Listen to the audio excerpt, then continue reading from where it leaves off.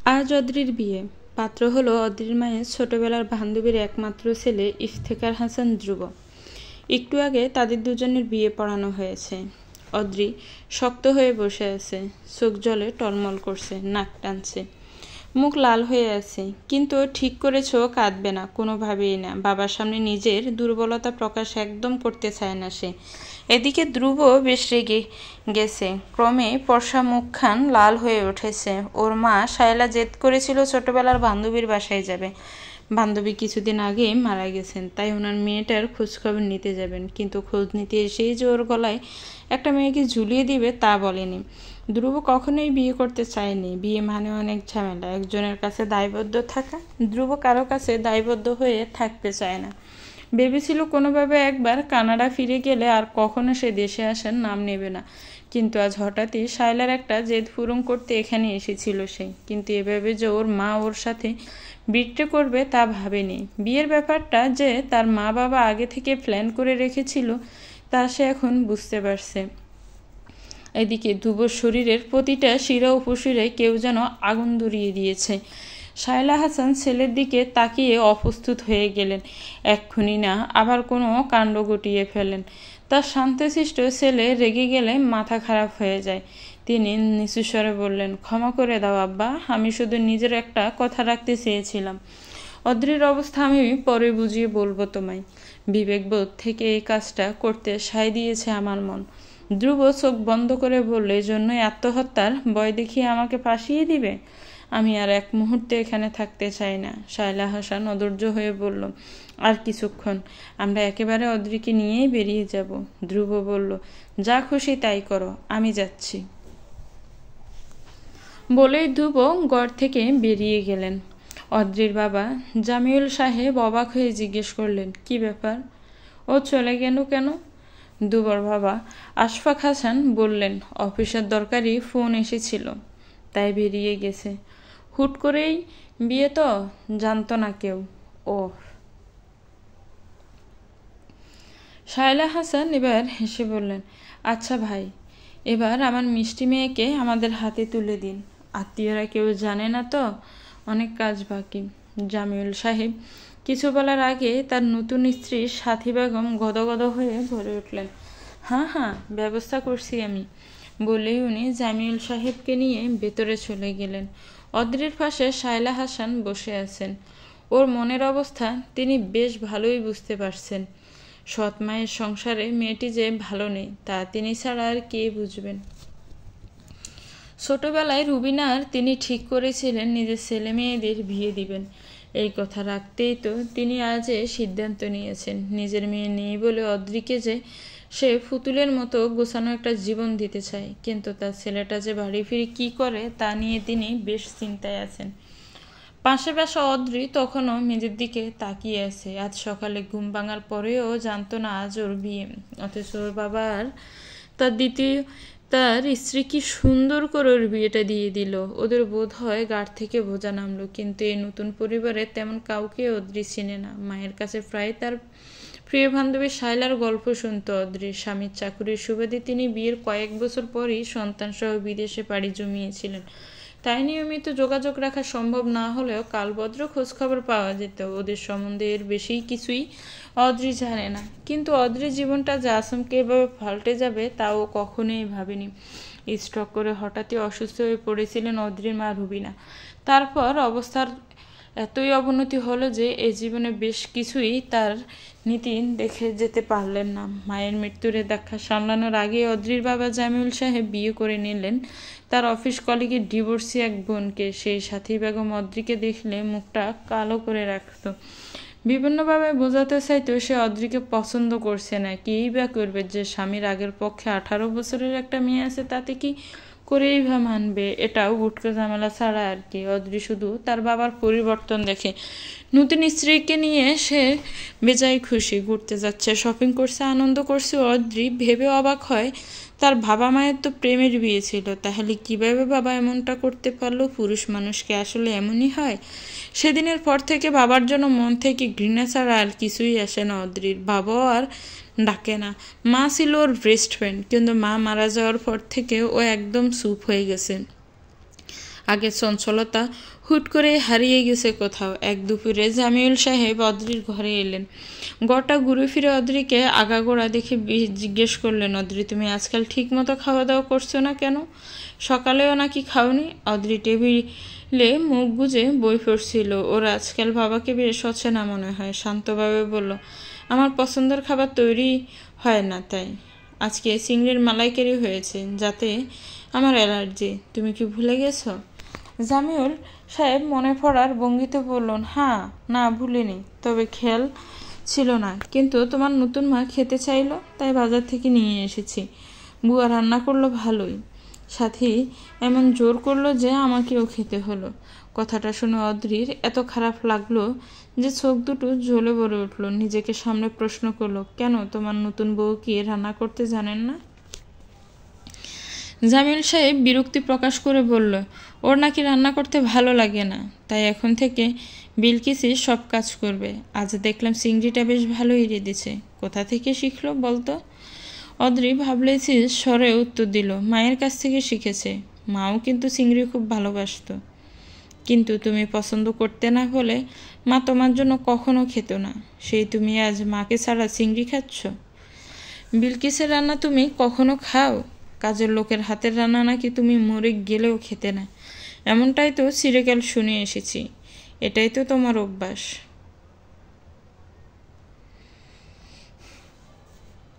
অদ্রিকে অবাক করে ওর ভাবা বলল, অভ্যাসগুলো বাজে ছিল, এখন আস্তে আস্তে বদলে নিচ্ছি নিজেকে। আর শোনো অদ্রি, আমার নতুন বউ তোমার মা হয়, অনুরোধ করছি মা বলে ডাকবে এখন থেকে। অদ্রি কাটকাট হয়ে বলল, এমন অনুরোধ কখনো করবে না, করলেও লাভ হবে না।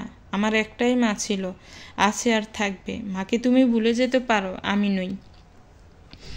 জামিউল সাহেব কিছুই বললেন না, শুধু একদৃষ্টিতে তাকিয়ে রইল অদ্রির দিকে। এরপর বললেন, কতদিন বাবা বলে ডাকো না? তুমি তো আমার মেয়ে, এরকম করলে কি চলে? অদ্রির মন খারাপ হয়ে গেল, কিন্তু নিজেকে ভাঙল না। যে ওর মাকে ভুলো অন্য নারীকে নিজের জীবনের জায়গা দিয়েছে, তাকে বাবা ডাকা ওর পক্ষে কষ্টসাধ্য। বাবা ডাক শোনানোর জন্য নতুন মেহমান তো আসছে। আমার কি আর কোনো প্রয়োজন আছে তোমার জীবনে? জামিল সাহেব চমকে উঠলেন এই কথা শুনে। এরপর অদ্রির মনোভাব বুঝতে পেরে চিন্তিত মুখে বেরিয়ে গেলেন ঘর থেকে। হয়তো ভাবছেন, তার নতুন স্ত্রীর প্রেগনেন্সির খবর অদ্রি কী করে জানলো? তিনি তো কাউকে অদ্রিকে খবরটা জানাতে বারণ করেছিলেন, কিন্তু তিনি এটা জানেন না এই খবর সাথী বেগমই অদ্রিকে দিয়েছে। সকালে দরজা ধাক্কার শব্দে ঘুম ভাঙার পর অদ্রি দরজা খুলতে সাথী বেগম জোর করে মিষ্টি খাইয়ে দিলেন ওকে। অদ্রি হতভম্ব চোখে তাকাতে এসে কুটিল হেসে বলল, মাইয়া মানুষের এত রাগ ভালো না। তোমার বাপে তো আজকাল তোমার এই রাগের জন্য বিরক্ত। তবে চিন্তা করো না, নতুন ভাই বোন আসলে দেখবা আর বিরক্ত হইব না। তখন তুমি আর রাগ দেখাইবার জায়গা পাইবা না। বাপে বাঘ হইয়া গেল তোমার, মানে বুঝতে পারো নাই এখনো? তোমার লগে ঝগড়া করার জন্য দুইজন আসতেছে। ধ্রুব নিজের উপর চরম বিরক্ত। কীভাবে ও মায়ের ইমোশনাল কথা শুনে এই বিয়েটা করতে পারলো। নিজের মেয়ে নেই বলে শাইলা চিরকালই ধ্রুবকে বিয়ে দিতে চেয়েছে, যাতে করে পুত্রবধূর মাধ্যমে নিজের মেয়ের শখটা পূরণ করতে পারে। কিন্তু ধ্রুব কখনোই চায়নি তার মায়ের ভালোবাসার ভাগ কাউকে দিয়ে দিতে, আর কারো কাছে দায়বদ্ধ থাকা ওর চিরজীবনের অপছন্দ। অদ্রিতের ওখান থেকে বেরিয়ে এসে ধ্রুব নিজেকে পাগল পাগল লাগছে। এতক্ষণ রাস্তার পাশে গাড়ি থামিয়ে বসেছিল। যখনই বিয়ের ব্যাপারটা মাথায় আসছে, মাথার ভেতর দপদপিন পানিটা বাড়ছে। নিজেকে সামলাতে না পেরে রাগে গাড়ির স্টিকে ঘুষি মারতে ড্রাইভার যতীন আতকে উঠে বলল, ভাইজান গো, পায়ে ধরি, আমার এই সুন্দরীরে আপনি মাইরেন না। এত দামি পটল বড়ি 3 বেলা যত্ন করে নিজের সন্তানের মতো আপনি নিজের রাগ দেখায় না আমার সুন্দরীর উপরে। এতক্ষণ তো আপনি চালাইছেন, এখন দেন আমি চালাই। ধ্রুব প্রচণ্ড বিরক্ত, রেগে বলল, যত সব জোকারি আচরণ। এই তোমাকে আমার সাথে আসতে বলেছি আমি? তোমাকে পিছু পিছু মাই ফাটিয়েছে, তাই না? আমাকে একা থাকতে দিবে না কিছুক্ষণ, লাইফটা শেষ হয়ে গেল আমার। যতীন হেসে বলল, রাগ কইরেন না ভাইজান, জোর করে বিয়ে দিলে এমন প্রথম অত রাগই লাগে। বাসর ঘরে যখন বউর মুখ দেখবেন তখন সব রাগ পানি হইয়া যাইব। ধ্রুব তাতে দাঁত চেপে বলল, যতীন তুমি বিয়ে করেছ? যতীন লজ্জিতভাবে বলল, না ভাইজান, পরেরও বছর টাকা পয়সা জমলে করুম। আমার আবার ঘোড়ার গাড়ি নিয়ে বউ আনবার শখ। হাতে তলোয়ার থাকবো, নিজেরে রাজা মনে হইব। ব্যবসাবই আলাদা। আপনার অমন রাজকীয় বিয়ে না হইলেও কিন্তু আপনি সব দিক দিয়ে জিতছেন ভাইজান। ধ্রুব বউ কুচকে বলল, কিরকম? আপনার কোনো শালি নেই, শালি থাকলে মহাযন্ত্রণা। আবার ভাবি যেন খুবই সুন্দর, মাশাল্লাহ। মুখ দেখে কইবার পারি ভাবি কম কথা কয়। ধ্রুব হাসবে না কাঁদবে বুঝতে পারল না, বলল, মুখ দেখেই বোঝা গেল। তুমি এসব এক্সপিরিয়েন্স কিভাবে পেলে? জীবনে কত বিয়া খাইছি গো ভাইজান, মানুষের বিয়াকে দেখতে দেখতে সব মুখস্থ হইয়া গেছে। আপনার রাগ কইরা দেন, আমি গাড়িটা চালাই। নতুন জামাইয়ের একটা ভাষ্য আছে না? ধ্রুব যতীনকে চুপ করাতে বলল, দিচ্ছি, বাট আর একটা কথাও যাতে না শুনে। যতীন ড্রাইভিং সিটে বসতে বসতে বলল, শেষ আর একটা কথা কই। ধ্রুব হতাশ হয়ে বলল, কি? নতুন ভাবিজানরে ফোন দিয়ে একটু প্রেমালাপ শুরু করেন। এখন তো আপনারা বিবাহিত, কেউ কিছু কইব না, আপনার রাগও ফানি হইয়া যাইব। দুবার নিজের রাগকে সামলাতে পারল না। যেখানে ও বিয়েই করতে চায় না সেখানেও নাকি প্রেমালাপ করবে। How ridiculous! এইসব জোগাড়কে তার মা শায়লা কোথা থেকে যে জোগাড় করে ধ্রুব ভেবে পায় না। যতীনকে জোরে সোরে একটা ধমক দিতে যতীন চুপ হয়ে ড্রাইভিংয়ে মনোযোগ দিল। গাড়ি চলছে বাড়ির পথে। অন্ধকার আকাশে গোলাকার ছাদের আলোর দিকে তাকিয়ে ধ্রুব মনে মনে ভাবল, এই মেয়েটার মাঝে কি এমন দেখলো যে মা ওকে সিলেক্ট করলো? কথা কম বা বেশি বলুক, ধ্রুব তো কখনোই মেনেই নেবে না এ ফালতু মেয়েকে, কখনোই না। ওদিকে শায়লা আজই অদ্রিকে নিয়ে যেতে চান। জামিউল সাহেব তাতে রাজি হলেন, যদিও তার কোনো ইচ্ছে ছিল না। সাথী বেগমের ফিরাফিরিতেই অবশেষে তিনি বাধ্য হলেন। অদ্রি বিদায়ের সময়ও বাবার দিকে তাকালো না। শায়লা হাসান বিষয়টি লক্ষ্য করলেন, কিন্তু কিছু বললেন না। ড্রাইভার যতীন ধ্রুবকে বাড়ি পৌঁছে দিয়ে আবার ওদের নিতে আসলো। গাড়িতে বসে অদ্রি চুপচাপ বসে আকাশের দিকে তাকিয়ে আছে। দেখে শায়লা ওকে জিজ্ঞেস করলো, মন খারাপ? অদ্রি হাসার চেষ্টা করে বলল, না তো। আমি জানি, তবে মন খারাপ করিস না। তুই করে বললি কি রাগ করবি? অদ্রি মাথা নেড়ে বলল, একদম না। আশফাক সাহেব সামনের সিট থেকে হেসে বলে উঠলেন, শোন, আমরা ছেলের বউ না, মেয়ে নিয়ে যাচ্ছি। তোর কোনো অযত্ন করব না। আমাদের মেয়ে নেই তো, মেয়ের শখ পূরণ করবো, বুঝলি? পাশ থেকে যতীন হেসে বলল, স্যার, আপনি তো শ্বশুর হইয়া গেলেন, এবার তো মানেন যে আপনার বয়স হয়েছে, বুড়া হইছেন। আশফাক সাহেব দমকে উঠলেন, এত বড় কথা? মাত্র মেয়ের ভাবা হলাম, আর তুই বলিস আমি বুড়ো? সরিয়ে তোর দাঁত ফালাবো। শুনে রাখ, এই আশফাক হাসান এবার গ্রিন পুরুষ। এখনো কত মেয়ে, এমনকি তোদের ম্যাডামও আমাকে দেখে ক্রাশ খায়, তাকিয়ে থাকে। শায়লা রেগে স্বামীকে বললেন, সব মেয়ের দিকে যে তোমার নজর পড়ে থাকে সেটা দেখি, তোমাকে না। অদ্রি হেসে ফেলল তাদের ঝগড়া দেখে। আশফাক সাহেব মিয়ে গেলেন স্ত্রীর কাছ থেকে জাড়ি খেয়ে। এত সহজ সরল মানুষ অদ্রির খুব ভালো লাগে। এত অল্প সময়ে অদ্রিকে কিভাবে আপন করে নিল তারা। শায়লা অদ্রির দিকে তাকিয়ে বললেন, ছোটবেলায় তোর মাকে কথা দিয়েছিলাম যে নিজেদের ছেলে মেয়ে হলে তাদের একসাথে বিয়ে দিব, যাতে আমাদের সম্পর্ক দৃঢ় হয়। কথা তো রাখলাম, কিন্তু রুবি আর দেখে যেতে পারল না।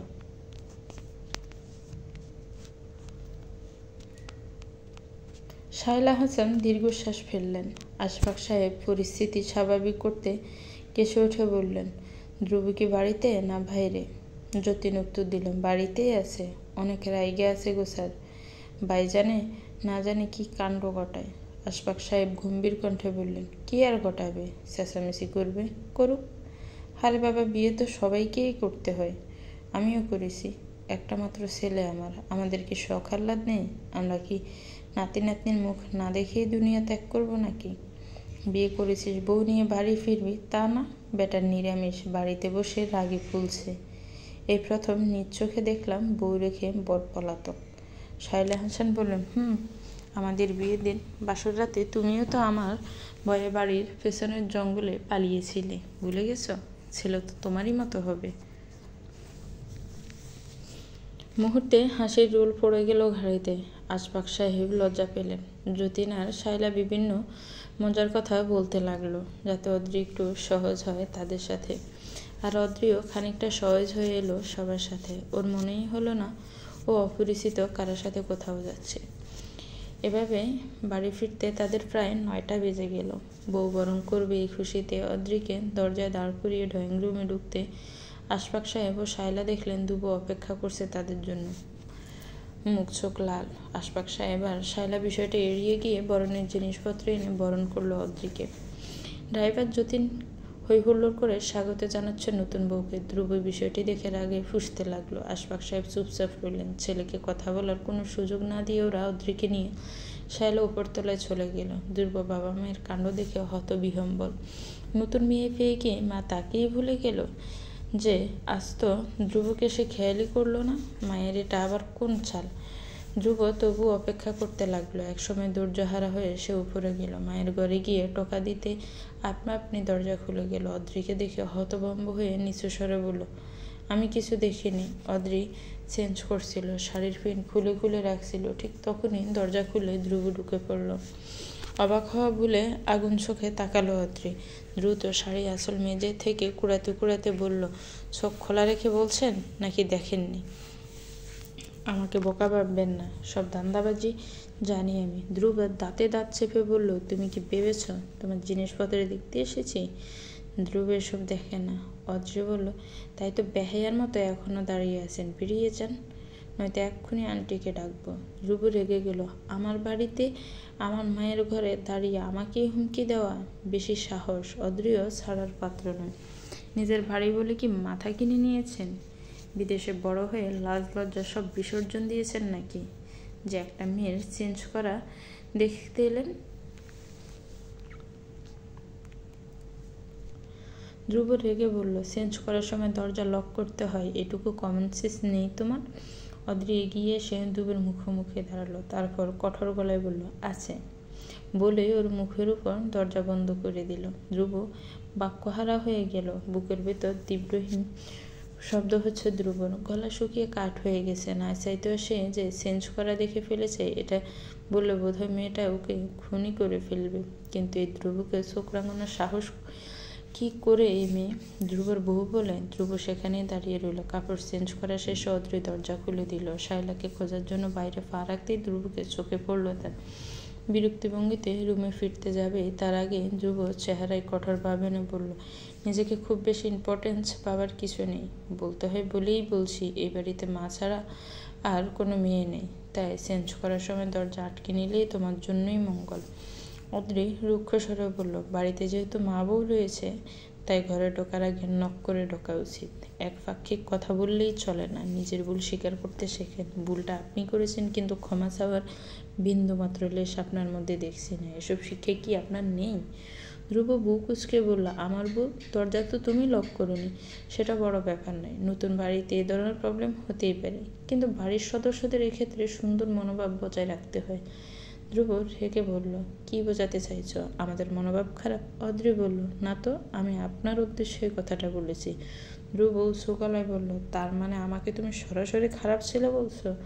অদ্রি ঘরের দরজায় ভিড়াতে ভিড়াতে ভাবলেছিনভাবে উত্তর দিল, হ্যাঁ। ইগনোর? কি দারুণভাবে অদ্রি বুঝিয়ে দিয়েছে ধ্রুবকে সে ইগনোর করতে চাইছে। ধ্রুবের ব্যাপারটা হজম করতে কষ্ট হচ্ছে। এই প্রথম কেউ ওকে এত বাজেভাবে ইগনোর করছে। ধ্রুব চোখ বন্ধ করে নিজেকে সামলালো। রাগে নিজের মাথায় চুল ছিঁড়তে ইচ্ছে করলো। কি ভেবে এসেছিল মেয়েটিকে উপদেশ দিতে? ভালোর জন্যই তো। কিন্তু এই মেয়ে উল্টো তাকেই খারাপ বানিয়ে দিয়েছে। এত সাহস! সরাসরি আবার এটা বলছেও। মা বাবা এই কোন মেয়ের পাল্লায় ফেলে দিল ওকে? এমন একটা মেয়েকে কি দেখে ওদের ভালো লেগেছে যে ধ্রুবর গলায় ওকে ঝুলিয়ে দিয়েছে? ধ্রুব রান্নাঘরের দিকে এগিয়ে গেল। আজের একটা হ্যাস্ত করতেই হবে। আশফাক সাহেব পুত্রের সাথে বাকবিতণ্ডতা করতে চায় না বলে দোতলার গেস্ট রুমের দরজা বন্ধ করে বিশ্রাম নিচ্ছেন। আর শায়লা হাসান মগে গরম দুধ ডালছেন। অদ্রিকে নিজের রুমে ফ্রেশ হতে বলে একটু রান্নাঘরে এসেছেন হরলিক্স বানাতে। অদ্রির মতো পুতুল দেখতে মেয়েটাকে নিজের মেয়ে করে নিয়ে এলেন। অদ্রি দুবুকে কি সুন্দর মানিয়েছে, কথাটা ভেবে তার মনটা ভালো হয়ে এলো। আর ঠিক তখনই ধ্রুব এলো। নিজের রাগ সংযত করে প্রশ্ন করলো, এসব হচ্ছেটা কি মা? তোমরা কি আমার লাইফটা নিয়ে একটু চিন্তিত নও? লাইফ পার্টনার আমার প্রয়োজন নেই। আমি কখনোই ওকে মানব না। তোমরা আর জোর করতে পারবে না আমায়। শায়লা মন বিক্ষিপ্ত হয়ে উঠল, কিন্তু তিনি বিচলিত হলেন না। ব্যাপারটিকে এভাবে সমাধা করা সম্ভব নয়। এসব চিন্তা করেই তিনি পুত্রের দিকে তাকিয়ে বাবলিসীনভাবে বললেন, তুমি না মানলে আমি বা তোমার বাবা জোর করতে পারি না, কিন্তু তুমি আর কখনোই আমাকে মা বলে ডেকো না। আমি এমন ছেলে চাই না যে তার মায়ের সিদ্ধান্তকে অসম্মান করে, নিজের স্ত্রীকে বউ বলে মানতে চায় না। আমি হয়তো তোমাকে বিজয়ের সঠিক শিক্ষা দিতে ব্যর্থ হয়েছি। দ্রুত হতভম্ব হয়ে বিরক্তিকরভাবে বললে, এসব কি বলছো তুমি? শালে এগিয়ে এসে বলল, তুমি চাইলে তোমার ফাঁসুয়ে মাপ চাইব, নিজেদের ভুলের ক্ষমা চাইব। ধ্রুবর মুখ রাগে লাল হয়ে গেল। মা কি পাগল হয়ে গেল? এক মুহূর্তে সেখানে দাঁড়িয়ে না থেকে হুট করে বেরিয়ে গেল। নিজের ঘরে দরজা বন্ধ করে রাগ কমানোর চেষ্টা করলো। মা কীভাবে অন্য একটা মেয়ের জন্য নিজের ছেলেকে মা ডাকতে নিষেধ করলো, ধ্রুব ভেবে পেল না। ভাবনার মাঝে কখন যে চোখ দুটো আপনা আপনি গভীর ঘুমে তলিয়ে গেল টের পেল না ধ্রুব। রাতে অদ্রি থেকেছে শায়লার সাথে। অদ্রির মায়ের সাথে তার বন্ধুত্ব, একসাথে গ্রাম ঘুরে দেখা, কত দিন স্কুল ফাঁকি দিয়েছে সেসব গল্প বলছিল শায়লা। একসাথে কলেজে পড়া এবং বেড়ে ওঠা তাদের। অদ্রি মুগ্ধ হয়ে শুনছিল সবকিছু, মন হালকা লাগছিল ওর। শায়লা যখন ওর মাথায় হাত বুলিয়ে দিচ্ছিল, অদ্রি শায়লার মাঝে নিজের মাকে বহুদিন পর পেল। ওর চোখ বেয়ে পানি পড়তে শায়লা ধমক দিয়ে বললেন, একদম কাঁদবি না। মায়ের সামনে মেয়ের কান্না করতে নেই, আবার কাঁদতে দেখলে ঠাটিয়ে সর মারব, বোকামি। অজান্তে অদ্রি হেসে ফেলল। এত অধিকার বোধ আর স্নেহমাখা আচরণ তার মাকে মনে করিয়ে দেয়। অদ্রি নিজেকে হালকা অনুভব করলো, বলল, আন্টি, আমার কি এখন থেকে আপনাকে মা বলতে হবে? শায়লা ঠাট্টা করে বলল, কেন নয়? অদ্রি ইস্তস্ত করে বলল, না, এমনি। শায়লা অদ্রির মাথায় হাত বুলিয়ে দিয়ে বলল, তোর যখন ইচ্ছে তখন থেকে ডাকবি, না পারলে আন্টি ডাকিস, কিন্তু মোটেও আপনি বলবি না। তাহলে তুমি করেই বলবি, বুঝলি? অদ্রি মাথা নাড়িয়ে জানায়, শায়লাকে ওর খুব ভালো লাগছে। আজকালকার দিনে এরকম মন খোলা মানুষ পাওয়া দুষ্কর। এতটুকু সময়ের মধ্যে অদ্রি যতটুকু জায়গা করে নিয়েছে তার ছিটে ফোটা সাথী বেগমও করতে পারেনি বা করার চেষ্টা করেনি। নতুন জায়গায় অদ্রি অস্বস্তি বোধ করবে দেখে আশফাক সাহেব অন্য ঘরেই ঘুমালেন। এভাবে নানান গল্প করতে করতে শায়লা একসময় ঘুমিয়ে পড়লেন। এদিকে অদ্রির চোখে ঘুম নেই। কিছু ঘন্টার ব্যবধানে নিজের ঘর, বিছানা, বালিশ ত্যাগ করে পুরোপুরি নতুন একটা বাড়িতে এসে তা মেনে নিতে চাইছে না ইমন। ঘুম ভাঙলেই যেন সে দেখবে এটা স্বপ্ন ছিল। এই আশায় নির্ঘুম এক রাত কাটলো ওর। ক্লান্ত চোখ জোড়া বুঝে এলো ভোরের আলো সোফার সাথে সাথে। যখন ওর ঘুম ভাঙলো, দেখলো তখন সূর্যের কিরণ খানিকটা তেজস্বী, হালকা বাতাস জানালা ঠেলে ঢুকছিল। নিজেকে অচেনা জায়গায় দেখে খুব অবাক হলো অদ্রি। তারপর ধীরে ধীরে যখন সব মনে পড়লো, তখন দীর্ঘশ্বাস ফেলে উঠে পড়লো বিছানা থেকে। দেয়াল ঘুরে বেলা 12টার কাটায়। অদ্রি বুঝে ফেল না এখন তার কি করা উচিত। দরজা খুলে রুম থেকে বেরিয়ে শায়লাকে খুঁজতে নিচে নামছিল। হঠাৎই হাসির শব্দ শুনেও চমকে গেল। লিভিং রুমে বসা একদল মহিলা অদ্রিকে দেখিয়ে তাদের মধ্যে একজন বলে উঠল, এটাই বউ নাকি? গেঞ্জি প্যান্ট পরে নতুন বউ যে ঘোরাফেরা করে তা স্বচক্ষে দেখে নিলাম। পাশ থেকে আরেকজন বলল, এই বাড়িতে কোনো মেয়ে আছে নাকি? এটাই বউ হব। শায়লা বাবির মাথায় কি আক্কেল নাই যে নতুন বউ এসব পোশাকে গরমায় ঘুরে বেড়ায়? আরে আস্তে কর, শায়লা বাবি এসব পছন্দ করবে না। তার বউ সে যেভাবে ইচ্ছে রাখুক, আমাদের কি? সমাজ, আত্মীয় বইলা একটা কথা আছে, এগুলা মাথায় রাখতে হয়। শায়লা এসব কথাগুলো শুনে ফেললো। এসে কিছু কঠোর কথা বলতে যাবে, তখনই শীতে দাঁড়িয়ে থাকা অদ্রিকে চোখে পড়ল। বিভ্রান্তিকর পরিস্থিতিতে পড়ে যায় অদ্রি। ঠিকই তো, ও এভাবে কেন ঘুরে বেড়াবে? ও কি এখানকার কিছু চেনে? ও তো ঘরেই বসে থাকা উচিত ছিল। অত অপমান শুনে অদ্রি এক দৌড়ে ঘরে চলে গেল। কান্না পাচ্ছে তার। একটু পরে শায়লা ঘরে এলেন। ওকে এভাবে বসে থাকতে দেখে বললেন, ওদের কথায় পাত্তা দিবি না। আমি কি ছেলের বউ এনেছি নাকি? মেয়ে এনেছি আমার বাড়িতে। আমার মেয়ে যেটাই কমফোর্টেবল ফিল করবে সেটাই পরবে। তোর ইচ্ছে হলে তুই শাড়ি 3 পিস পরবি, নয়তো না। মানুষের কথায় কান দিতে গেলে দেখবি তুই তোর নিজস্বতা হারিয়ে ফেলছিস, বুঝলি? এবার কান্না বন্ধ কর। অদ্রি ভেজা চোখ নিয়ে হেসে বলল, তুমি খুব ভালো আন্টি, একদম আমার মায়ের মতো। হয়েছে, আর প্রশংসা করতে হবে না। ফ্রেশ হয়ে নিচে খেতে আয় আমার সাথে। ওরা নতুন বউ দেখতে এসেছে, এক একজন এক এক কথা বলবে, পাত্তা দিবি না। এজন্যই ছেলেকে নিজে একা গিয়ে বিয়ে করে দিয়েছি, মোটেও প্রশংসা করছি না। তুমি আসলেই ভালো। আচ্ছা, আমি তাহলে জামা পরে নিই। শায়লা ব্রু কুঁচকে বললে, একটু আগে কি বললাম মনে নেই? তোর যেটাতে কমফোর্টেবল লাগে সেটাই পর। অদ্রি বলল, থ্যাঙ্কস তোমাকে। শাইলা চোখ টিপে হেসে বললেন, আমার ছেলে তোকে দেখে কবে যে দিন দুনিয়া ভুলে যাবে আমি শুধু সেটাই ভাবছি। অদ্রি শুধু হাসার চেষ্টা করলো। অমনি দরজা থেকে বেশি আসলো ধ্রুবর গলা, তোমার এই মেয়েকে দেখে দিন দুনিয়া ভুলে যাবে এই ধ্রুব? এই স্বপ্ন শুধু দেখেই যাও। এই দিন যেদিন আসবে সেদিন তোমরা যা বলবে আমি তাই করব। নিজেকে যে কীভাবে পাগল সুখ মনে মনে বলে ধ্রুব বাঁকা হাসলো। আর অদ্রি খিটমিট করে চাইল ধ্রুবর প্রতি। শাইলা পোকার মতো দুজনকে দেখছে বলেই ধ্রুব বাঁকা হাসলো। আর অদ্রি খিটমিট করে চাইল ধ্রুবর দিকে। শাইলা বোকার মতো দুজনকে দেখছে। তারপর মুখে কাঠিন্যতা এনে উঠে দাঁড়ালো। ধ্রুবের সামনে দাঁড়িয়ে বলল, সেদিন আমরা যা বলবো তাই করবে? ধ্রুব ব্রু উছিয়ে বলল, অবশ্যই। তাই মনে থাকবে তো, নাকি আবার পরে ভুলে যাবে? ধ্রুব কনফিডেন্স নিয়ে বলল, যাব না। বলেই ধ্রুব অর্ধের দিকে তাকিয়ে তাচ্ছিল্যের হাসিয়ে দিল। নিজ ঘরের দিকে পা বাড়ালো। অদ্রি প্রথমে একটু রেগে গেলেও নিজের মাথা ঠান্ডা রাখলো। ধ্রুবর কথায় ওর কিছু যায় আসে না, তাই ওকে তেমন ফাত্তা দেওয়ার কোনো প্রয়োজন নেই। এমনকি আজ থেকে ধ্রুবকে সে আরও বেশি ইগনোর করবে।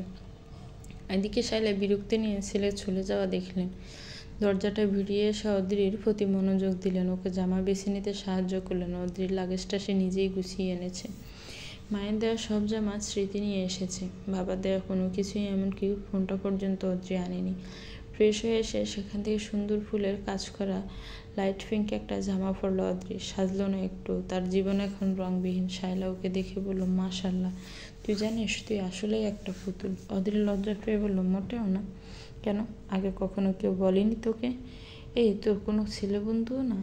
অদ্রি থতমত খেয়ে বলল, আমার কোনো বয়ফ্রেন্ড ছিল না, এমনি ছেলে বন্ধু ছিল। শাইলা হেসে বলল, দূর বোকা, জীবনে একটা প্রেমও করলি না, কেমন মেয়ে তুই? অদ্রির লজ্জা পেল। কি যে বলো না, তবে অনেক চিঠি পেয়েছি, কিন্তু কেউ সামনে এসে সাহস করতো না বলার। শাইলা আফসোসে শুরু বলল, আহারে। অদ্রি হেসে ফেলল। শাইলা তাড়া দিয়ে বলল, চল চল নিচে যাই, সবাই তোকে দেখতে হাসপাস করছে। আমিও বলে দিয়েছি আমার মেয়েকে বাজে কথা একদম না বলতে। শাইলা অদ্রিকে নিয়ে নিচে এলো। অদ্রি সবাইকে সালাম দিল, কুশল বিনিময় করলো। সবাই বলা বলি করলো, মেয়ে খুবই সুন্দর, আদব কায়দা ভালো, কি সুন্দর সালাম দিচ্ছে। আজকালকার মেয়ে বউরা এসব ভদ্রতা জানে নাকি? অদ্রি সবার সাথে বসে গল্প করলো। অনেকে টুকটাক প্রশ্ন উত্তর দিতে লাগলো। এদিকে দুপুরে খাবারের সময় হয়ে যাওয়ায় শাইলা জরিনাকে দিয়ে সব টেবিলে সাজাচ্ছেন। জরিনা এবাড়ির সব কাজে শাইলাকে সাহায্য করে। বয়স 17, ছুটিতে গ্রামে গিয়েছিল। ধ্রুবের বিয়ের খবর শুনে আজ ভোরে এসে হাজির। অদ্রিকে তার ভীষণ পছন্দ হয়েছে। বারবার গিয়ে ওর কি লাগবে না লাগবে তা জিজ্ঞেস করছে। এমন সময় আশফাক সাহেব এসে শাইলাকে জিজ্ঞেস করলো, ধ্রুব কোথায়? এখনো উঠেনি? উঠেছে অনেক আগে, দেখো গিয়ে ছাদে জিম করছে। আশফাক সাহেব অবাক হয়ে বলল, এবার দুপুরে? জরিনা জবাব দিল, তা নয় তো কি খালুজান, ছাদে কাপড় দিতে গিয়ে দেখলাম জিম করতেছে ভাইজান। আমিও দেখা পাশ কাটিয়ে চলে আইছি। বউয়ে মানবো না, কইলে হয় নাকি? শাইলা বলল, আমি ওকে এড়িয়ে চলার চেষ্টাই করছি। আশফাক সাহেব মৃদু হাসলেন, ঠিক করেছো, কয়েকদিন এড়িয়ে চললে বুঝতে পারবে নিজের ভুল।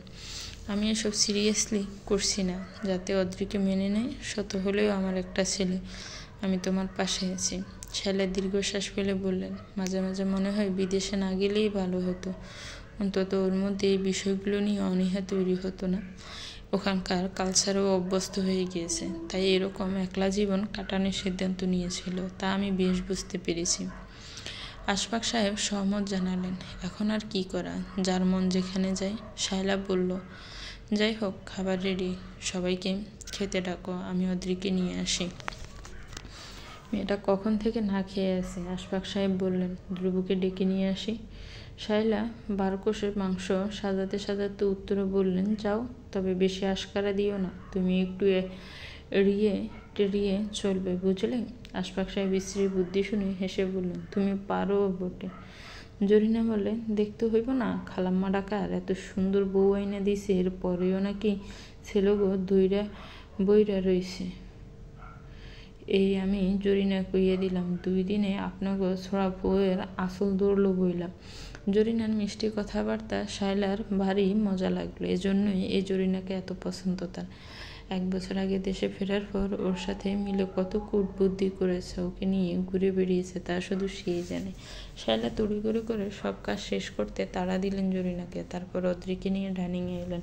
মেহমানরাও সবাই ছেলের গল্পগুজব আড্ডায় মেতে উঠল পরিবেশ। অদ্রি এতই হই হুল্লোড় উপভোগ করছে। শায়লা ওকে লোকমা তুলে খাইয়ে দিচ্ছেন। অদ্রি মনে মনে কৃতজ্ঞতা প্রকাশ করলো শায়লার প্রতি। আশফাক সাহেব ধ্রুবকে নিয়ে ডাইনিংয়ে এলেন। আর ধ্রুব শুধু বাবার কথা রাখতে এসেছে। সবার সাথে সংসেজে হই হুল্লোড় করা একদম অপছন্দ। মেহমান ওকে দেখে সল্লা বন্ধ করে খাওয়ায় মনোযোগ দিল। ধ্রুব হুল্লোড় পছন্দ করে না, রাগও বেশি। কখন কার মুখের উপর জবাব দিবে দেয়, সেজন্য আত্মীয়রা ওকে বেশি ঘাটায় না। একমাত্র বাবা মাকেই ধ্রুব সনীহ করে চলে। ধ্রুব টেবিলের ফাঁকা চেয়ারটাতে বসে পড়ল। জরিনা ওর প্লেট খাবার তুলে দিতে ব্রু কুঁচকে তাকালো ওর দিকে। জরিনা দাঁত বের করে হেসে বলল, খালাম্মার তার মাইয়ারা খাওয়াইতেছে। আজ থেকে আমি আপনার ওয়েটার পাইজান। ছোটবেলা থেকে আজ পর্যন্ত দুপুর প্লেটে খাবার তুলে দেয় তার মা শায়লা। আজ পর্যন্ত এর ব্যতিক্রম ঘটেনি। প্রথম ধ্রুব ছেয়ে দেখলো তার সামনে বসে তার মা অদ্রিকে নিজের হাতে তুলে খাইয়ে দিচ্ছে, আর ওর খাবার বেড়ে দিচ্ছে কিনা এই জরিনা। দৃশ্যটা যে কতটা বিষাক্ত তার টের ফেল ধ্রুব। মা তাহলে প্রতিশোধ নিচ্ছে, ভালোবাসা ভাগ করে দিচ্ছে তার নতুন মেয়েকে। ধ্রুবকে একদিনে ফর করে দিল। মা কিভাবে পারলো এটা? কষ্টে ধ্রুবের বুক জ্বলছে। বুকে হাত দিয়ে সাফ অনুভব করতে জরিনা চেঁচিয়ে উঠল, ভাইজানের কি হার্ট অ্যাটাক হয়েছে? ধ্রুব বুক থেকে হাত সরিয়ে বলল, what the language? Heart attack না, হার্ট অ্যাটাক রাস্কিল। জরিনা ভয়ার্থ চেহারা নিয়ে বলল, বুঝলেই হয়েছে। তাই আপনার কি কষ্ট হইতেছে নি? এমনি বুকে হাত দিয়ে বইয়ে আছেন কেন? ধ্রুব ধমকে উঠল, সামনে থেকে যাও, নয়তো খুন করে ফেলবো কিন্তু। মাথা খেয়ে দিচ্ছে একদম। দমক খেয়ে জরিনা চুপসে গেল। সে দূরে সরে পোলাওয়ের বাটি হাতে দাঁড়িয়ে রইল। ধ্রুব বিরক্ত হয়ে বলল, এখানে দাঁড়িয়ে আছো কেন? যেতে বলেছি না? অসহ্যকর মেয়ে একটা। জরিনা আবারও দাঁত বের করে বলল, যতই বকেন কাম হইব না। হে জরিনা, ফাই ফাই কইরা যেমন কাম করে তেমন ফাই ফাই টেহা নেয়। আজ থেকে যখন আমি আপনার ওইটার, তখন আপনার খাওন দেওয়ার দায়িত্ব আমার। কখন কি লাগে না লাগে নড়মু না আমি এইখান থেকে। দুপুর হতাশ হয়ে খাবারে মন দিল। মেহমান সবাই চুপ করে তামাশা দেখছে। আশফাক সাহেব অনেক হাসি চাপছেন। দুবার চোখে সবকিছু দেখলো আর ভেতরে ভেতরে ফুঁসতে লাগলো। হঠাৎ অদ্রির চোখে চোখ পড়লো। চোখ আটকে গেল দুবার। মেয়েটাকে কি স্নিগ্ধ লাগছে, এতক্ষণ তো খেয়াল করেনি। কিন্তু পরক্ষণে নিজেকে ধিক্কার দিল। এসব কি ভাবছে সে? অদ্রির প্রতি নিজের রাগ বোঝাতে চাইল দৃষ্টিতে, কিন্তু অদ্রি এসবে মোটেও ভ্রুক্ষেপ করলো না। ধ্রুব মনে মনে ঠিক করলো, সুযোগ পেলে অদ্রিকে সে দেখে নেবে। এতটুকু মেয়ে কীভাবে ওকে চোখ রাঙায়, সাহসে কীভাবে? এসব আদিক্ষেতা সহ্য হচ্ছে না ওর। দ্রুত খাবার খেয়ে ওখান থেকে যেতে হবে ভেবে তাড়াহুড়ো করে যেই না মুখে খাবার তুলো অমনি গলায় আটকে গেল। জরিনা মুখের সামনে পানির গ্লাস ধরে বলল, ভাইজান পানিটা খাইয়ালন, মনে হয় চুরি করে কিছু খাইছিলেন। ধ্রুব পানি খেয়ে রেখে বলল, মানে? জরিনা কাছুমাছি হয়ে বলল, চুরি করে খাইলে নাকি গলায় আটকায়, আমাগো গ্রামের মানুষকে। ধ্রুব বাক্যহারাও হয়ে গেল। এইখানে থাকলে নিশ্চিত জরিনা তার হাতের থাপ্পড় খাবে, সেজন্য খাবার শেষ না করেই ও উঠে গেল। একসময় আশফাক সাহেব মেহমানদের নিয়ে নিজের মতো খেয়ে উঠে গেল। সবাই যেতে শায়লা এবার হেসে ফেললেন। জরিনাকে বললেন, তোর এই ওয়েটারের বুদ্ধিটাও দারুণ রে।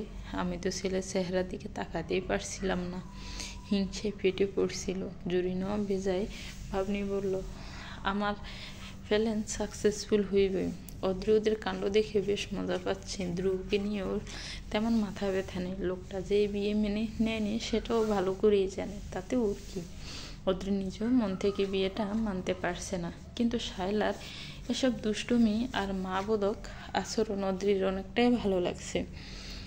জরিনাকে ওর ভালো লাগছে, ধ্রুবকে শুধুমাত্র ওর ভয়ানক বিরক্ত লাগছে। জেদি রাগি আর সব কিছু তো হম্বিতম্বি করা এক ধরনের ছেলেদের অদ্রি মোটেও পছন্দ করে না। খাওয়া শেষ করে বিশ্রাম নেওয়ার জন্য উপরে চলে গেল অদ্রি। আপাতত শায়লার ঘরেই থাকছো। ব্যালকনির ফুলের গাছগুলো দেখতে দেখতে আচমকা চোখ পড়লো লনের বেঞ্চে বসে ধ্রুব কুঁচকে তাকিয়েছে। ব্যালকনির ফুলের গাছগুলো দেখতে দেখতে আচমকা চোখ পড়লো লনের বেঞ্চে বসে ধ্রুব বুকুসকে তাকিয়েছে ওর দিকে। অদ্রি খানিকটা ইতস্তত বোধ করলো। লোকটা এভাবে তাকিয়েছে কেন? মনে হচ্ছে চোখ দিয়েই গিলে খাবে। অদ্রি ওর ফোন কোনো পাকা দানে মুই দিয়েছে। হ্যাঁ, এটা ঠিক, বিয়ে করেছে, কিন্তু এটা তো দুজনেরই অনিচ্ছাকৃতভাবে হয়েছে। তাহলে ধ্রুব অহেতুক কেন ওকে বারবার খোঁচা দিয়ে কথা বলে? অদ্রিও এক দৃষ্টিতে ওর দিকে চেয়ে রইল। তা দেখে ধ্রুব হকচকিয়ে গেল। বেশিক্ষণ আর বসে থাকতে পারল না। যাওয়ার আগে গলা খাকারি দিয়ে অদ্রিকে শুনিয়ে শুনিয়ে বলল, নিজেকে কী ভাবে কে জানে। এরকম সুবিধাবাদী মেয়েদের শকুনি দৃষ্টি আমি একদম কেয়ার করি না। ডিসগাস্টিং। বলে গটগটিয়ে হেঁটে চলে গেল। ধ্রুবের কথাগুলোর মানে ভাবতে ভাবতে অদ্রি ঘরে চলে এলো। আর ঠিক তখনই শায়লা ব্যস্ত ভঙ্গিতে ঘরে ঢুকে অদ্রির দিকে ফোন বাড়িয়ে দিয়ে বলল, ফোনটা ধরে কথা বলো মা। অদ্রি জিজ্ঞেস করলো, কার ফোন? শায়লা ব্যতিব্যস্ত কণ্ঠে বলল, তোর বাবার। অদ্রি এতক্ষণ পর্যন্ত ঠিক ছিল, সব কিছু মেনে নিয়ে চুপচাপ ছিল, কিন্তু বাবার ফোন এসেছে শুনে ওর ভিতরে ক্ষতটা জেগে উঠল। মায়ের মুখটা ভেসে উঠল। ও কখনোই বাবার সাথে কথা বলবে না, কখনোই না। বাবার এত স্বার্থপরতা অদ্রি আর নিতে পারছে না। অদ্রি অনুরোধের সুরে শায়লাকে বলল, আন্টি দয়া করে ওনাকে ফোন দিতে নিষেধ করো। আমার এই কথাটা রাখো, আমি কখনো তোমাদের কাছে কিছু চাইব না, প্লিজ। শায়লা অবাক হয়ে বলল, তুই তোর বাবা থেকে দুদিন দূরে দূরে, কষ্ট হচ্ছে না তোর? একটুও না আন্টি, আমি এখন শুধু তোমাদেরকেই আমার মা বাবা হিসেবে মেনে নিয়েছি। মাকে ছাড়া পুরনো সব কিছু আমি ভুলে যাব, কাউকে মনে রাখতে চাই না আর। শায়লা হাসান বুঝতে পারলেন অদ্রির মনের অবস্থা ঠিক নেই। তিনি একটু দূরে গিয়ে অস্বস্তি নিয়ে বললেন, ভাইজান, অদ্রি আসলে আপনার সাথে কথা। ফোনের ওপাশ থেকে জামিল সাহেব এতক্ষণ সবই শুনছিলেন। তিনি বললেন, আমি সবই শুনেছি আপা, কথা না বললে আমি আর কি করতে পারি। আপনি ওকে বলে দিয়েন যাতে নিজের খেয়াল রাখে আর আমাকে যেন ক্ষমা করে দেয়। শায়লা বললেন, আমি বুঝতে পারছি আপনার মনের অবস্থা। আসলে ও হয়তো এত বড় শকিং ব্যাপারগুলো মানতে পারেনি। আর একটা কথা বলি ভাইজান, কিছু মনে করবেন না তো? জামিউল সাহেব বললেন, না আপা বলুন। শায়লা হাসান খানিকটা কঠোরভাবেই বললেন, আসলে কি হয়েছে বলুন তো? রুবি মারা যাওয়ার পর আপনার উচিত ছিল অদ্রিকে সামলে রাখা, কিন্তু আপনি সেটা না করে আপনি নিজেকে নিয়ে ব্যস্ত ছিলেন, যেটা আপনি একদম ঠিক করেননি। ওপাশ থেকে জামিউল সাহেব কিছু বললেন না। তার আসলে বলার কিছুই নেই। শায়লা ফোনটা রেখে দিলেন। দেখলেন অদ্রির চেহারা লাল হয়ে গেছে, কিন্তু ও প্রাণপণে নিজেকে ঠিক দেখানোর প্রচেষ্টা চালাচ্ছে। শায়লা একটা দীর্ঘশ্বাস ফেলে ওর কাছে গেলেন, মাথায় স্নেহের হাত বুলিয়ে দিয়ে বললেন, বলে দিয়েছি তুই কষ্ট পাবি না একদম। অদ্রি মাথা নেড়ে বলল, আমি এখন আর কষ্ট পাই না আন্টি। শায়লা ব্যাপারটা বাড়তে না দিয়ে বললেন, এই তো ভালো মেয়ে, তুই বস, আমি কিছু একটা বানিয়ে আনি। অদ্রি বলল, এখন না আন্টি, একটু আগেই তো লাঞ্চ করলাম, পেটে একটু জায়গা নেই। শায়লা বললেন, এই তো ছুড়েই পাখির মতো খেলি, আবার বলছিস পেটে জায়গা নেই? তোরা আজকালকার বাচ্চারা খাবার নিয়ে কত যে যন্ত্রণা দিস। অদ্রি হেসে বলল, তোমার তো এতগুলো না, একটা বাচ্চা, তাও অনেক বড়। এমনভাবে বলছো যেন কতগুলো বাচ্চা বড় করেছো তুমি। শায়লাও হেসে প্রত্যুত্তরে বলল, তা অবশ্য ঠিকই বলেছিস। আচ্ছা, রান্নাঘরে অনেক কাজ জমে আছে, তুই রেস্ট নে, ওকে? সাথী বেগম যেদিন টুইন বেবির খবরটা অদ্রিকে দিয়েছিল, ও খানিকটা খুশি হয়েছিল, কিন্তু সাথী বেগম ওদেরকে অদ্রির রাইভাল বানাতে চাচ্ছে বিষয়টি বুঝতে পারার পর অদ্রি হতভম্ব হয়ে গিয়েছিল। এরপরেই বাবার ঘরে চেঁচামেচি শুনে বুঝতে পেরেছিল সাথী বেগমই যে তার প্রেগনেন্সির খবর অদ্রিকে দিয়েছে, তা নিয়ে দুজনের মধ্যে বেশ ঝগড়া হচ্ছে। সাথী বেগম চিৎকার করে কাঁদতে কাঁদতে বলেছিল, অদ্রিকে সে এরকম কিছুই বলেনি, ও নাকি বাবার কান ভাঙিয়েছে। অদ্রি আহত হলো এসব শুনে। এরপর কয়েক সপ্তাহ পেরিয়ে গেল। অদ্রি নিজের মতো থাকে সারাদিন, বিলকিসের সাথে গল্প করে। অদ্রির বাবা আর সাথী বেগম তাদের মতো। মাঝে মধ্যে অদ্রিকে নিয়ে দুজনের প্রচুর ঝগড়া হয়। একদিন তিনি হুট করে অদ্রির জন্য বেশ দামি কিছু জামা কিনে নিয়ে আনলো।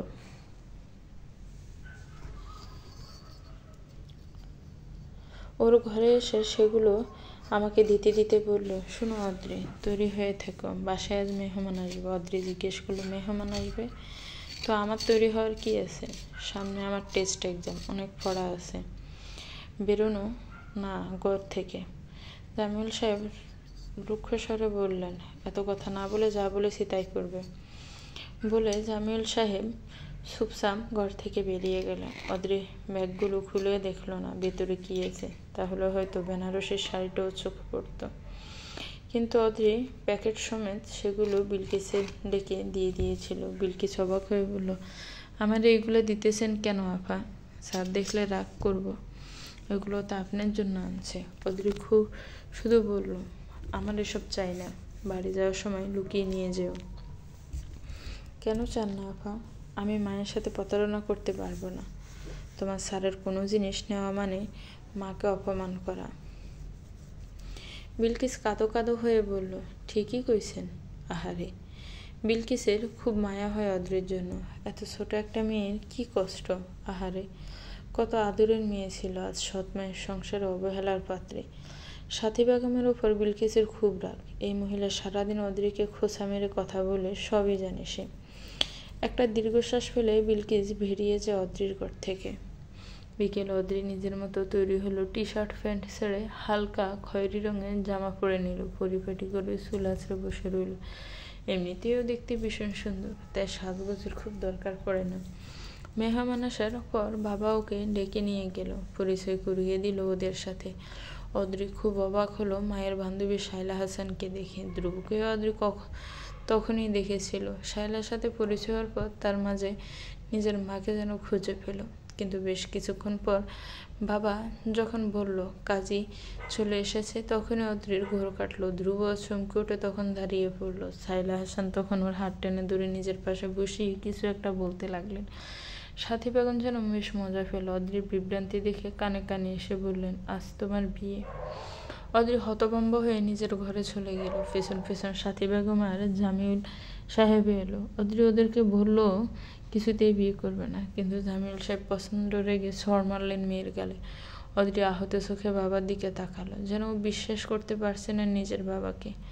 অদ্রি এক মুহূর্ত কিছু একটা ভাবলো, তারপর কঠোর গলায় বলল, আমি বিয়ে করব। সাথী বেগম আহ্লাদীভাবে অদ্রিকে এসে জড়িয়ে ধরলেন, শাড়ি পরিয়ে সাজিয়ে দিলেন, বিভিন্ন কিছু বোঝাতে লাগলেন। অদ্রি কাঠ হয়ে ওদের কথা শুনছিল। যা করতে বলা হচ্ছিল তাই করছিল, এমনকি বিয়েটাও। নিজের বাবাই যখন পর হয়ে গেছে, অন্য দোষ দিয়ে আর কি লাভ? বাবাকে সে কোনোদিন ক্ষমা করবে না। এসব চিন্তা করতে গিয়ে কখন যে ঘুম এসে গেল টের পেল না অদ্রি। ঘুম ভাঙার পর দেখলো সন্ধ্যা ততক্ষণে পেরিয়ে গেছে। ফ্রেশ হয়ে নিচে নেমে এলো অদ্রি। রান্নাঘরে জরিনা চা বানাচ্ছে। শায়লা ওকে দেখে বলে উঠল, ঘুম ভাঙলো হয়েছে? চা খেয়ে নে, ভালো লাগবে। অদ্রি বলল, দাও, কিন্তু চিনি বেশি দিও না। আশফাক সাহেব অফিসে, ধ্রুব বাড়িতে নেই। ওদের ছাড়াই বাকিরা সবাই মিলে চা খেতে খেতে টিভি দেখলো, গল্প করলো। জরিনার কথা শুনে হাসি আটকে রাখতে পারছে না ওরা। খুব দারুণ একটা সময় পার করার সময় রাত 9টায় আশফাক সাহেব অফিস থেকে ক্লান্ত হয়ে বাড়িতে ফিরলেন। তিনিও আড্ডায় মেতে উঠলেন। ডিনারের সময় ধ্রুব এলো না, তখন প্রায় 10:30। অদ্রি আর ধ্রুব দুজনের সম্পর্ক স্বাভাবিক করার জন্য ধ্রুবর ঘরে অদ্রির থাকার ব্যবস্থা করলেন শায়লা। ধ্রুব ব্যাপারটা কিছুতেই মানতে পারল না। সে বেশ রাগারাগি শুরু করলেন। আশফাক সাহেব বললেন, তুমি মানো আর না মানো, অদ্রি তোমার বউ, তাই এই ঘরে তোমার যতটা অধিকার আছে ওর ঠিক ততটাই আছে। ধ্রুব বলল, আমি তো বিয়েটা মন থেকে মানছি না, তাহলে ও কিভাবে আমার বউ হলো? আশফাক সাহেব কঠোর গলায় বললেন, মন থেকে না মানলেও ধর্মীয়, সামাজিক এবং আইনত মেয়েটা তোমারই স্ত্রী। ধ্রুব রেগে বলল, সব কিছু আমার উপর জোর করে চাপিয়ে দেওয়া হয়েছে। আমি বুঝতে পারছি না তোমরা আমার না, ওই মেয়েটার প্যারেন্টস। শায়লা হাসান এবার হতাশ হলেন। স্বামীর উদ্দেশ্যে বললেন, বাদ দাও, ওকে আর জোর করো না। আমি লজ্জিত, নিজেকে ব্যর্থ মা মনে হচ্ছে। আল্লাহ আমাকে ক্ষমা করবেন না। একটা মেয়েকে কুয়ো থেকে তুলতে গিয়ে আরও গভীরে ফেলে দিলাম। কখনোই নিজেকে ক্ষমা করতে পারবো না আমি। আশফাক সাহেব বললেন, এই ছেলে আমার মাথা হেট করে দিবে। ধ্রুব অসহায় চোখে বাবা মায়ের দিকে তাকালো। ওদেরকে এভাবে দেখতেও অভ্যস্ত নয়, মায়ের কষ্টও নিতে পারে না। কি করা উচিত? ধ্রুব সবাই নিয়ে ভাবলো, নিজেকে শান্ত করে তারপর বাবা মায়ের কাছে গিয়ে গেল। গভীর গলায় বলল, ওকে, তোমরা যখন চাইছো তখন আমি রাজি আছি রুম শেয়ার করতে। শায়লার মুখ থেকে মেঘ সরে গেল। তিনি কতক্ষণ ছেলের দিকে তাকিয়ে রইলেন। আশফাক সাহেব ছোট্ট করে শুধু বললেন, ধন্যবাদ। অদ্রি যখন শুনলো আজ থেকে ও ধ্রুবর ঘরে থাকবে, ও মনে মনে আটকে উঠলো, লোকটার সাথে কিভাবে এক ঘরে থাকবে। সারাক্ষণ খোঁচা দিয়ে কথা বলা লোকটা এবার ওকে আরও অপমান করার সুযোগ পেয়ে যাবে। কিন্তু ওরই বা কী করার আছে? এখন থেকে ওরা যা বলবে তাই করতে হবে।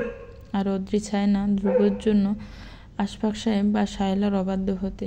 নিজের মেয়ের মতো রেখেছে অদ্রিকে, এর চেয়ে বেশি কিছু ও চায় না। চুপচাপ ওদের কথা মেনে নিল। শায়লা জরিনা ওকে ধ্রুবর ঘরে নিয়ে গেল। ঘরে ধ্রুব নেই। জরিনা জানালো ও ছাদে আছে। অদ্রির শান্তির নিঃশ্বাস ছাড়ল। শায়লা বললেন, ধ্রুব কিছু বললে একদম মন খারাপ করবি না, ওকে? আমার কাছে বলবি, আমি বিচার করব। অদ্রি শুধু বলল, আচ্ছা।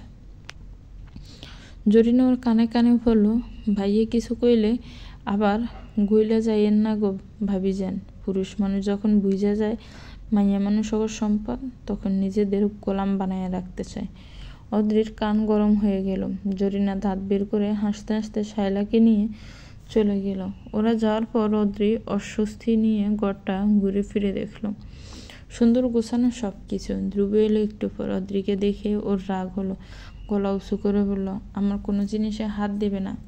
মায়ের কথা এখানে থাকতে দিয়েছি বলে ঘরটা নিজের বলে ভেব না। অদ্রি এতক্ষণ ওকে খেয়াল করেনি। খুব সুন্দর একটা অ্যান্টিক হাতির শোপিস হাতে নিয়ে দেখছিল। ধ্রুবর কথা শুনে আশ্চর্য হয়ে গেল। শোপিসটা কর্নারে রেখে বলল, সরি না বলে হাত দেওয়ার জন্য। ধ্রুব বলল, ইটস ওকে। অদ্রি কোনো কথা না বলে বিছানায় শুতে গেলে ধ্রুব অষ্টম আশ্চর্য দেখার মতো করে বলে উঠল, এই কি, তুমি আমার বিছানায় যাচ্ছ কেন? অদ্রি এবার বিরক্ত হলো। তাহলে আমি কি মেঝেতে শুব, নাকি ঘর থেকেই বেরিয়ে যাব? আপনি কোনটাই খুশি হবেন? ধ্রুব ত্যক্ত বিরক্ত। অদ্রির কাটা কাটা কথাও নিতে পারছে না। প্রচণ্ড রেগে বলল, আমার জীবন থেকে চলে গেলে এই কাজটা করতে পারবে? তাহলে কিচ্ছু বলবো না আমি। প্লিজ আমাকে এরকম দায়বদ্ধ জীবন থেকে মুক্তি দাও। তোমার যা লাগবে তার সব কিছু পাবে। বলো, এই অফারে রাজি? অদ্রি বিস্ময় নিয়ে তাকালো ধ্রুবর দিকে। লোকটা কি ওকে লোভী ভাবছে? সম্পর্ক থেকে মুক্তি পেতে এরকম জঘন্য অফার ধ্রুব করতে পারে? অদ্রি ভাবেনি। ও তাচ্ছিল্যের হাসি দিয়ে বলল, কিচ্ছু লাগবে না আমার, কিচ্ছু না। শুধুমাত্র আর কিছুদিন সময় দিন। কোথাও একটা অ্যাডমিশন হয়ে গেলে আমি ঠিক আপনার জীবন থেকে চলে যাব। অদ্রি তার বাবার কাছে বোঝা হয়ে থাকতে চায়নি। সেখানে আপনি কে? কথিত স্বামী মাত্র, যে নিজের স্ত্রীকে সম্মান দেয় না।